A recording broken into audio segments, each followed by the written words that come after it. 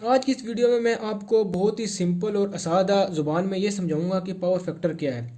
मैं इस वीडियो में कोई पावर ट्रायंगल या कोई मुश्किल चीज़ नहीं यूज़ करने लगा, बहुत ही सादा सी ज़ुबान में ये समझाऊंगा कि पावर फैक्टर क्या है। ये वीडियो उनके लिए है जिनको पावर फैक्टर का बिल्कुल ही नहीं पता या समझ ही नहीं आ रही है क्या चीज़। तो मैं इसको एक नई अप्रोच से आपको ये समझाऊंगा कि पावर फैक्टर क्या है। तो इस वीडियो में टोटल आपको मैं 4 कॉन्सेप्ट समझूंगा: power factor, real power, reactive power और अपेरेंट पावर। और मैं ये गारंटी कर सकता हूँ कि अगर आप ये वीडियो पूरी देखते हैं तो आपको इसके बाद दोबारा कभी फ्यूचर में पावर फैक्टर का मसला नहीं होने लगा। हो सकता है ये वीडियो लंबी हो क्योंकि मैं थोड़ा डिटेल में बड़ी सादा सी ज़ुबान में समझाऊंगा, तो मे भी वीडियो ये लंबी हो सकती है।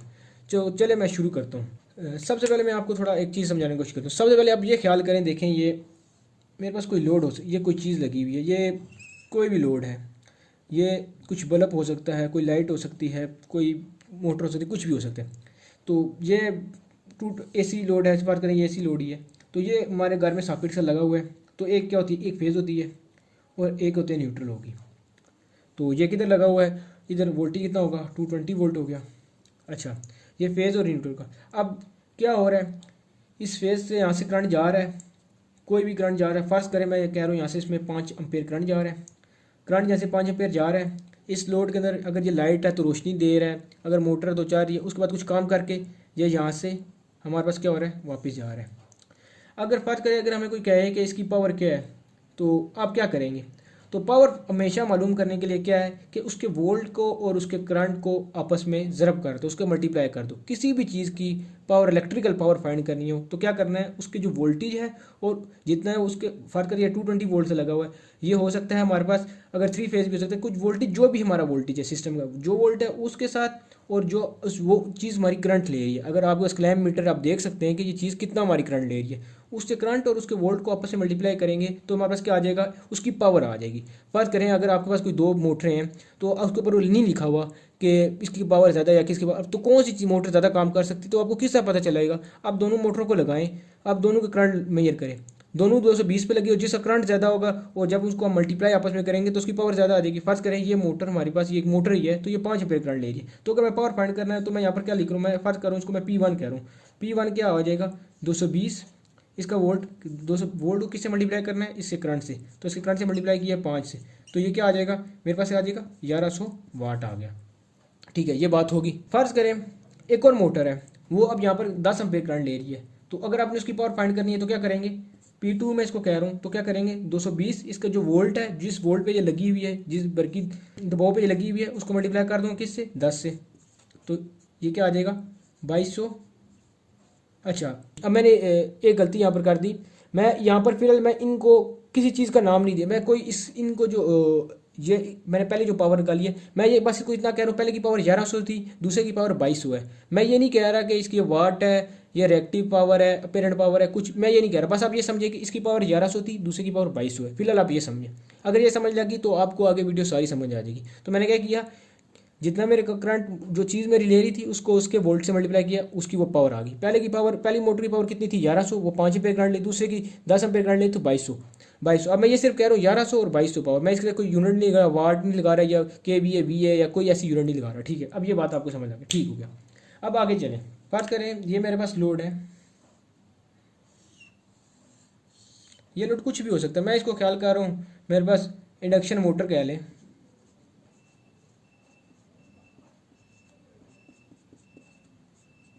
ठीक है, सिंगल फेज है ये मेरे पास।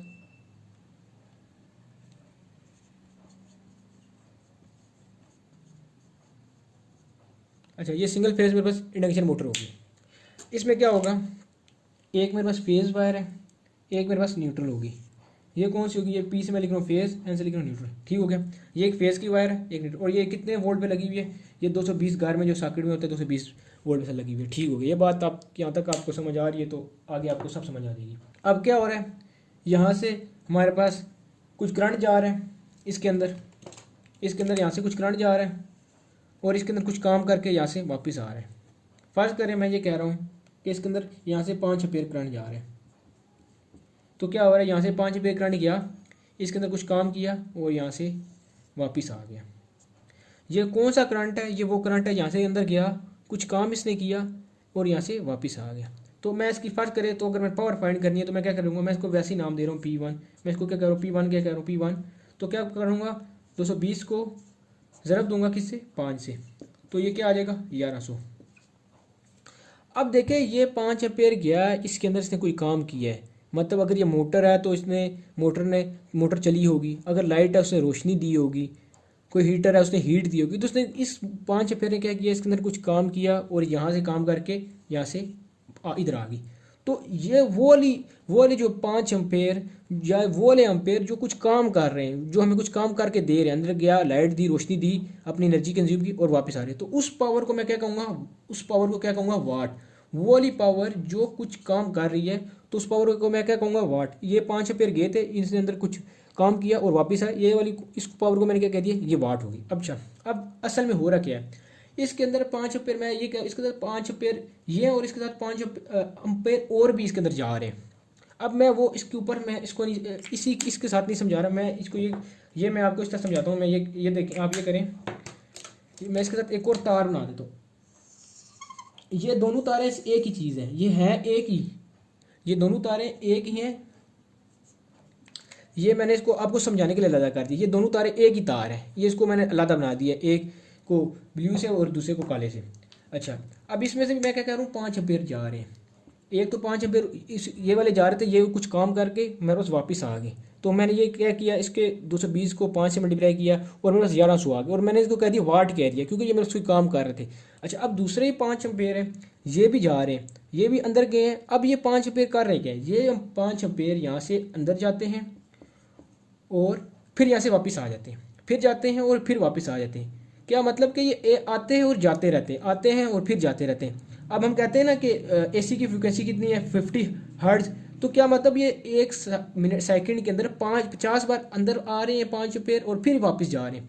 अब आप सोच रहे होंगे अगर आ रहे हैं और जा रहे हैं तो हमारा आ रहे हैं तो वापस भी जा रहे हैं, तो हमें तो इससे कुछ नहीं हो रहा है। फ़र्ज़ करें अगर ये 5 एम्पेयर हमारे पास ना होते, तो ये तो मैं वैसे बता रहा हूँ, अगर ये 5 एम्पेयर ना होते तो हमारे पास सिर्फ ये वाले 5 एम्पेयर होते, तो हमें कौन सी तार लगानी पड़ती, एक पतली तार लगानी पड़ती, क्योंकि इसमें सिर्फ ये वाले 5 एम्पेयर थे। तो अब हमें एक मोटी तार लगानी पड़ी, ये वाली है, क्योंकि इसमें से एक टाइम के लिए दोनों 5 एम्पेयर गट्ठे भी आ रहे हैं ना, ये वाले वापस भी जा रहे हैं, लेकिन गट्ठे आ रहे भी तो है ना। तो अब क्या, हमें एक मोटी तार लगानी पड़ रही है। एक तो नुकसान आपको ये समझ आ गया कि एक हमें तार मोटी लगानी पड़ेगी, इसके अलावा मैं आपको आगे समझाता हूँ। अच्छा, अब क्या हुआ, एक इस जो ये वाले जो 5 एम्पेयर थे ये जा रहे थे, कुछ काम कर रहे थे, इसको मैंने इसके वोल्टेज से ज़रब दिया तो एक पावर आ गई, इस पावर को मैंने कह दिया 1100 वाट।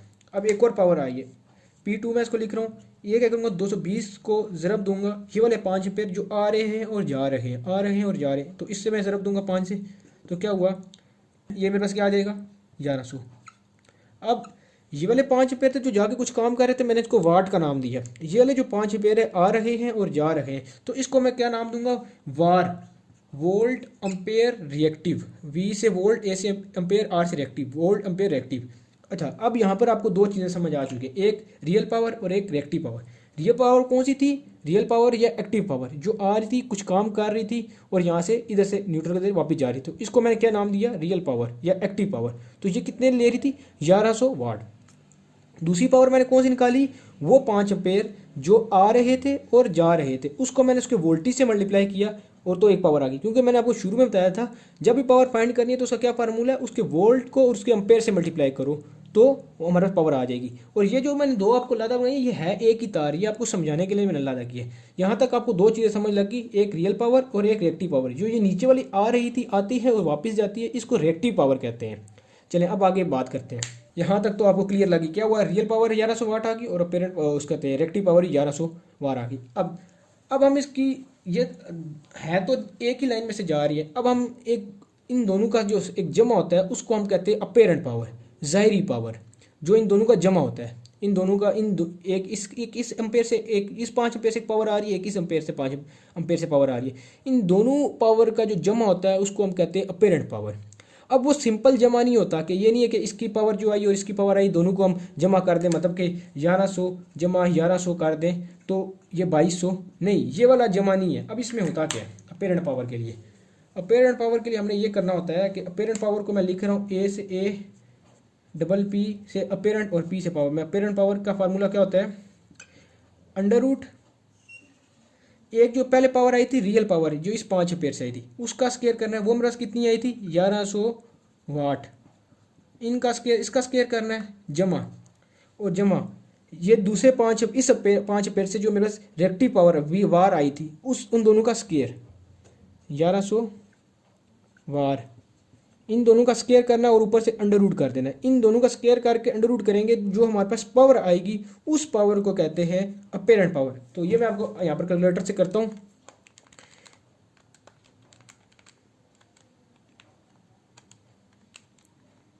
तो ये कितनी आई 1555 1555।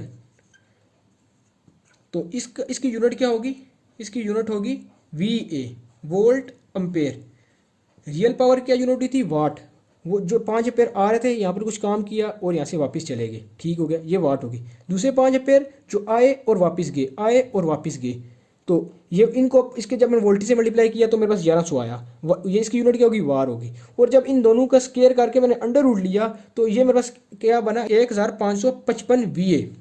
तो ये कौन सी पावर होगी अपेरेंट पावर। इस पावर को कहते हैं ज़ाहिरी पावर, जो हमें नज़र आ रही है, जो अब अगर हम मीटर से मेरे करें हमें वो जो नज़र आ रही है वो पावर है। अब हो रहा क्या है, ये जो 5 पेयर आते हैं और वापस जाते हैं, इसका दूसरा नुकसान आ क्या है, हमें तो ऐसा लग रहा है ये 5 पेयर आ रखे हैं और वापस भी जा रहे हैं, लेकिन ये वापस नहीं जाते। ये क्या होता है कि ये लाइन और ट्रांसफार्मर की वाइंडिंग में ये 5 पेयर ज़ाया हो जाते हैं। आई स्केयर लॉसेस होता है, आई स्केयर लॉसेस, आई जो इसमें से जितना ये करंट है और आर उस लाइन की रेजिस्टेंस, तो इन दोनों अगर हम करंट को स्केयर करके उसके रेजिस्टेंस से मल्टीप्लाई करें, ये हमारे पास पावर इतनी पावर लॉस हो जाती है। क्या मतलब वापिस करंट जब आता है लेकिन वापस नहीं जाता, वापस लाइन में और पावर ट्रांसफार्मर की वाइंडिंग में ये लॉस होकर ज़ाया हो जाता है।